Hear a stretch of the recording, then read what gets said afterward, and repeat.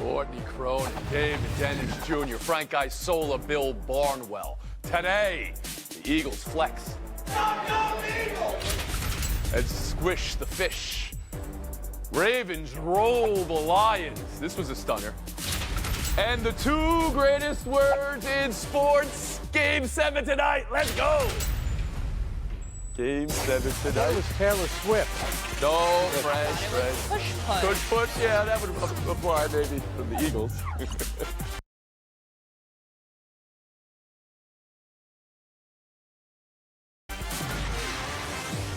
Opening day. Season's over. Philly 31, Miami 17. And the Eagles controlled it throughout. A.J. Brown is on a heater. Philly's defense eating Dolphin last night. And yes, tushies were pushy. Bill Barnwell, around the horn to you. Did you learn more about Philadelphia or Miami last night? I learned more about Miami last night, and it's that they can be beat in the oldest of old school ways. They can be beat up on the line of scrimmage. Of course, everyone saw the Eagles spam the tush push, but I was more impressed by what they did on the defensive side of the ball. The one thing the Dolphins have done this year to grow even more dominant on offense is they've been running the football very effectively. This game, the Eagles took them out of that early, a season-low 45 yards on the ground. They were one-dimensional for the entirety of this contest, and the Eagles feasted on a line missing three starters. So you learned that Miami needs to go back and rework something or just have a better start to a game? What did you learn specifically? They need to get off to a better start, because if you take that running game out of the equation, we see the Dolphins offense we saw at the end of last season, as opposed to the one that was so dominant early in 2022 and early in 2023. Frank Isola, what did you learn last night? Yeah, first of all, I love those uniforms. They pay homage to Harold Carmichael, Mike Quick, Wilbert Montgomery, You young kids, especially you, Bill Barnwell. Go look up those names. Defensively, they held the Dolphins to 250 yards under their season average, 20 points under their season average. So defensively, they're getting it done. They're an arrogant, cocky group. That's the city. That's the head coach of that team. And Jalen Hurts hasn't been great, but they keep winning. I'm a little worried about the 10 takeaways. He had a pick six, essentially had one last week as well. I think he's going to get better. Once he plays a little bit better, this could be an unstoppable team in the NFC. When you say they're arrogant and cocky, are you getting to Nick Sirianni after the game saying, stop doubting the Eagles, like anyone was actually doubting the Eagles? Well, after the game, during the game, but they go for it all the time on fourth down. Kansas City did that to a lot of success as well. I think the team feeds off of that head coach, absolutely. David Dennis Jr., did you learn more about Miami or Philadelphia last night? I learned more about Philadelphia because the problems that Miami had last night were pretty similar to the ones they've had throughout the year. When their offense and defensive lines get dominated, they don't win. The two games they've lost, they gave up 7 sacks combined. As a result, as we just heard, they had half of their season average in yards. But what's most impressive to me about Philadelphia and what they did is they tightened the screws when that game got close. It was tied at 17, and Philadelphia went on to go on 14-0 run, 156 yards to 50 yards, and they forced a turnover. They dominated on both lines of scrimmage, whether it was getting pressure on Tua or whether it was the tush push or the fanny crammy or whatever they're doing. They dominated the lines, and that got them through the game. Courtney Cronin, learn more about the Dolphins or Eagles last night? I learned that having a number one receiver like A.J. Brown covers up a lot of issues if you have him offensively, like the Philadelphia Eagles had. Jalen Hurts, 2 giveaways last night. We haven't seen the Devontae Smith game just yet, but that's no problem when you play off coverage on a receiver who has 10 catches for 137 yards and a touchdown every time they got into a jam. And whether that was the pick six that Jalen Hurts had twice, Miami is able to go down, score, tie up the game, and then Philly's able to come thundering back. And on that second turnover from Jalen Hurts, it's none other than A.J. Brown fighting through 2 Miami defenders for a hard-fought catch, like high-pointing that ball at the catch point, 14-yard touchdown. That's impressive stuff for a team that has really struggled to score in the red zone. 4 touchdowns on 5 trips inside the 20. And a lot of that's covered up by having a great receiver. Bill, I want to go back to you on the Dolphins. So much was made going into the game. This is a referendum on their season. They've beaten up on weaker teams, and this is the second game against an opponent that really considers themselves a contender. And for it to play out like that, does that tell you anything about Miami? Absolutely. I think they're a team that front runs, and they are very good at front running. They're such a great offense when it comes to accelerating, when it comes to playing fast, when it comes to throwing and running the ball against teams who are desperate to get a stop, but they have not played well against adversity. They came back against the Ravens last year, but that has been few and far between for them. So we do want to see them beat great teams, but they might beat enough bad teams to make it to the postseason anyway. Frank, do you see a team that struggles with beating winning teams here? I think Bill is right. I think defensively they're going to get better. And the key is, you look at that division, which isn't great. They should finish first, and that changes a lot. Getting home games, maybe you can get 2 home games. So I'm not that concerned about them. But Tua, the big thing for me also, can Tua stay healthy? Hasn't been able to do that. David Dennis Jr. What's just as concerning as them losing to these good teams is how they talk about it afterwards. After they got smacked by the Bills, they said this was good for us and we needed this. They lost last night, said it's supposed to hurt. You know what actually makes us better? Win the games. They're going to lose in the Super Bowl and say we needed that for morale reasons. No, actually go ahead and win. We'll move on. Ravens 38, Lions 6. This was a game of the week that turned into a non-game. Baltimore out in front quickly and never taking the foot off the gas. It was 28-0 at half. Lamar Jackson, an enormous game. Courtney, what happened here, and does it affect how you view the Ravens or the Lions even? Well, the Lions knew they were going to be in for a very long game from that opening drive. The Ravens used 5 different personnel groupings, so that is really putting a defense that's top 7 in EPA per play to the test. So we learn a lot about how multiple they are, but it's that second touchdown, Lamar Jackson to Nelson Aguilar, where we don't see the Lamar Jackson of old, the guy who waits, 2 seconds and is willing to escape the pocket and go make something with his legs. He hung in there. He beat them with his arm on that drive, and he beat them with his arm to go up 28-0. This is a Lamar Jackson evolution. We learned a lot about what this passing game can become.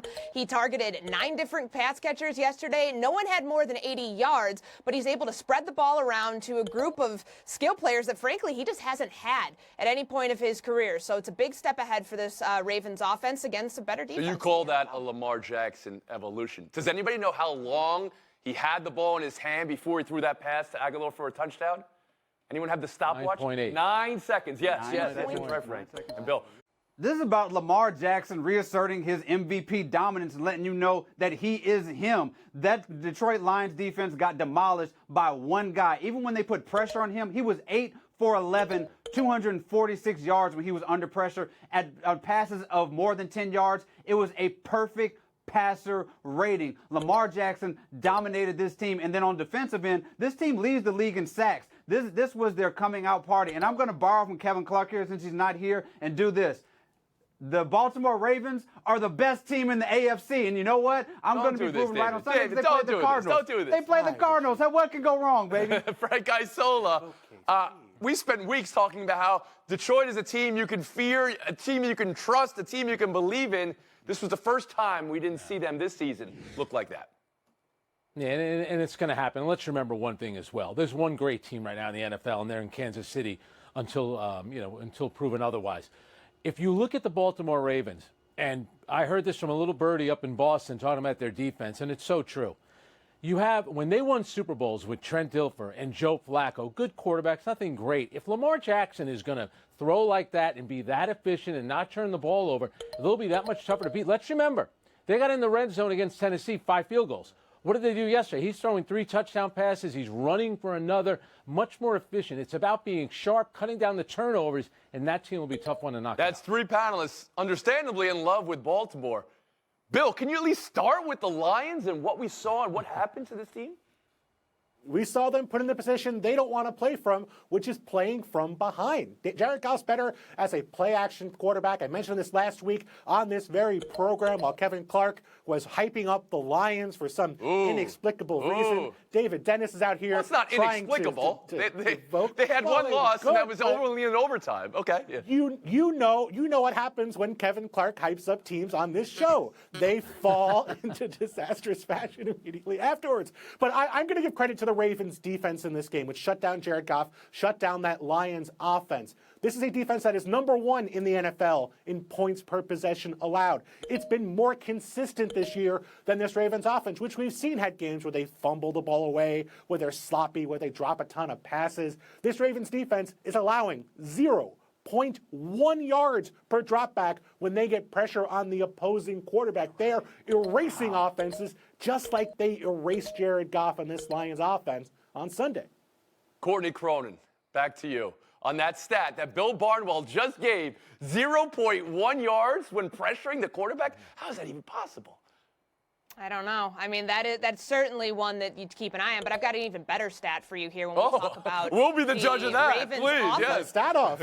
When we talk about the Ravens offense, you know, what we mentioned earlier, the evolution we're seeing in this passing game, let's not forget they're still a pretty effective running team, and they're not just putting it all on the shoulders of one player, which we've seen in previous years, Lamar Jackson being that guy. They've had 4 different players be the leader in playing time percentage in games. That's Gus Edwards yesterday, and that's the reason they've been able to be so balanced, and that's the reason I'll pull a Kevin Clark here. I think that this is a team that's showing you it's capable of playing for a Super Bowl. Okay. Real quick, was that stat better?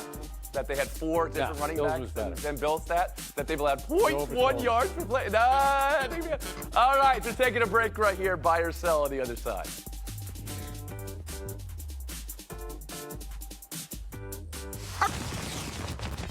What's past is prologue. Everything that went down this weekend for the Rangers and Astros, and it was a lot.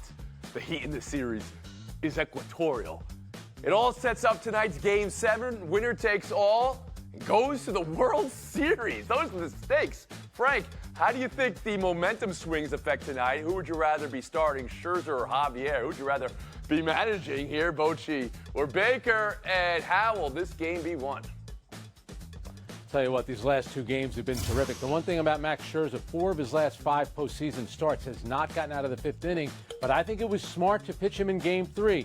Bruce Bochy's a smart guy, knowing there would be a chance for Game 5. Can he give them 5 innings like he did in the World Series a few years back when he did pitch 5 innings, only gave up 2 runs? That's what I'm hoping for if I'm Bill Barnwell. I don't think the starters matter here. I'm buying that the bullpen is going to decide this game, and that leans towards the Astros. This is a Game 7. This is a game where it's all hands on deck. The first sign of danger, everyone's coming out of the pen, and the Rangers' bullpen is their weakness. 24th in bullpen ERA during the regular season, 3rd worst during the postseason. Nobody in the bullpen has given up more homers than the Rangers. So Astros may not be with Brian Abreu, but I think they have a much deeper bullpen than the Rangers. Cronin. I'm buying the team that has history and the playoff experience on their side in this moment. We know that Max Scherzer pitched that Game 7 of the World Series for the Nats in 2019 against this Astros team. And I know he is not at full health right now, but you need 4 innings. I'll go 1 fewer than Frank because their bullpen right now, whether it's Jordan Montgomery, John Gray, Dane Dunning, even Jose Leclerc, who they were able to pull earlier last night because they go on that late game rally. They've got the arms, and they also have a manager who's been in this situation. Okay, wait, you lost me there. So you said you're going with the team that has history. The Astros have the history, right? Christian Javier has the history, right? Didn't he pitch a no-hitter in the World Series? If you want to completely ignore all of Max Scherzer's postseason history, then that's fine. That's not the direction that I'm going here. I know that 2019 no decision, he had a pretty good outing against some of the batters that he's going to end up facing tonight. David Dennis Jr. I want Javier over Scherzer. .71 batting average against for Javier in his first 4 postseason games. That's the lowest ever. Meanwhile, Scherzer has had more earned runs against than innings pitched in his last 2 postseason games. He was demolished in Game 3. You're going into Houston. I can't believe that you're going to have road teams win every single game in this series. Something has to give. That's another thing that we're talking about. So Bochy is undefeated in winner-go-home games as a manager. Yeah. The road team has won every single game, which has only happened once before, which is a series we talked about a few minutes ago. Frank Isola, who you got tonight? I have the Texas Rangers winning. By the way, the Astros had a losing record during the regular season at home. Bill Barnwell. Going Astros. Courtney Cronin. Give me the team I chose in the ALDS. I'm going with the Rangers. David Dennis Jr. Astros. Patriots 29, Bills 25. a Week 7 shocker. Bill, you're a Bill. What do you buy? What do you sell? I buy that the Bills are a broken team right now. The defense made Mac Jones look like Maserati Mac yesterday, and this offense is one-dimensional. All offseason, they had to have a solution for the two high looks the Chiefs faced the year before. They go out, they draft Dalton Kincaid, they bring in power running backs. They still can't run the ball, and they're still utterly dependent on Stephon Diggs as their primary option. Belichick took Diggs away. They spent most of the game struggling on offense. By the time they figured out a solution, it was too little, too late. Frank Isola? I thought Bill was going to call the Pats quarterback the Mac Daddy. This, to me, is about the Bills' defense. Say what you want about Buffalo's offense. They did give them the lead in the fourth quarter, under 2 minutes to go. Your defense against Mac Jones, you got to get a stop right there. David Dennis Jr. This is about the Bills finding ways to lose. A couple weeks ago, their offense looked terrible. Now their defense, to Bill's point, they gave up 29 points to a New England Patriots team who hasn't scored 21 all season. Mac Jones in the fourth quarter, 11 for 13 and 127 yards, an 83% completion rate throughout the game. He looked like Tom Brady out there, and that is on that Bills defense. Courtney Cronin. I'm buying that it took the Patriots long enough. First time they score a touchdown in the first quarter. First time they score off of a turnover. And the first time since Mac Jones's rookie season that he led a fourth quarter drive. I don't know that we should be putting our stock into Mac Jones beyond this one game. It's the only time this season they've scored more than 20 points. But it is impressive to see them do this against a Bills team that I don't frankly know what they are this year. Buy or sell 3, the week in reffing. How this spot for Pittsburgh turned into a game-ending first down, and how this ball was ruled to be catchable. Illegal contact and pass interference calls gift-wrapping Cleveland's win over Indianapolis. In that game, Deshaun Watson was re-injured but cleared to get back to play, but he didn't come back in. He was benched. Myles Garrett went maniac in this game, or he just went plain Myles Garrett because he's about the best defensive player we've seen this year. And look at that line. Courtney, is the story here Garrett, the refereeing, or Deshaun Watson? It could be all of them, but for me, it's Myles Garrett. 9 tackles, 2 sacks, both of which caused a fumble. The first one ends up leading them tying the game, and the second one, they take the lead off of the defensive touchdown. But how about that blocked field goal? Can you imagine that mammoth of an individual jumping across the line and getting a hand up there? This guy is my defensive player of the year by far. David Dennis Jr. Yeah, it's about Garrett, who's covering up a lot of deficiencies with that Browns team. 17 points either came directly from him scoring or from turnovers that he caused, but otherwise, they still allowed all those points against the Colts and 450 yards with Minshew and needed a terrible pass interference call to win that game. Frank Isola. Deshaun Watson's contract is starting to drift towards being an albatross right now. He's injured all the time. But Myles Garrett, I'll tell you what, many years ago, Lawrence Taylor dominated the season. Ray Lewis has done it. Most recently, you had the big man on the Los Angeles Rams, Aaron Donald. I want to call him Sam Darnold for a moment there. He dominated as well. Myles Garrett can do that. Seeing ghosts there, Frank Isola. Bill Barnwell, last word. Myles Garrett was the best player on the field or any field this past Sunday. Browns defense, not the best game, but still the best defense in football. For me, it was the referee. Because that's not a catchable ball. That was flat a out, good period. And I don't care. But he was The held yellow before line's that. not official. It's official enough for me. That was a bad spot in the other game. Thank you, Courtney Cronin. Thank you, David Dennis Jr.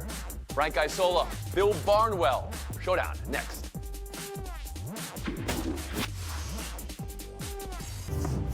Might Marvin Harrison Jr.'s stock be rising higher than Caleb Williams now?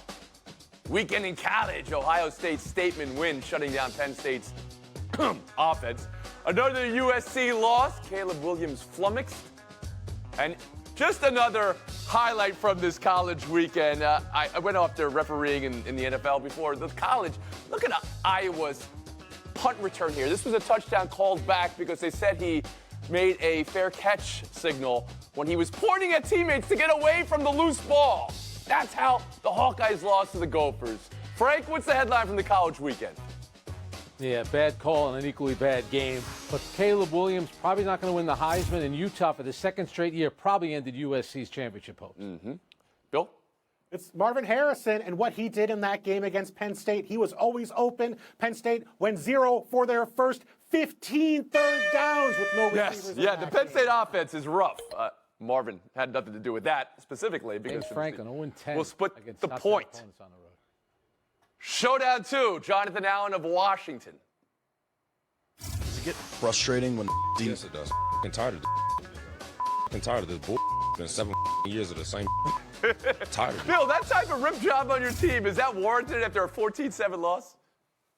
It is. This has been 6, 7, 8 years of failure on the offensive side of the ball. The defensive veterans in that room are tired.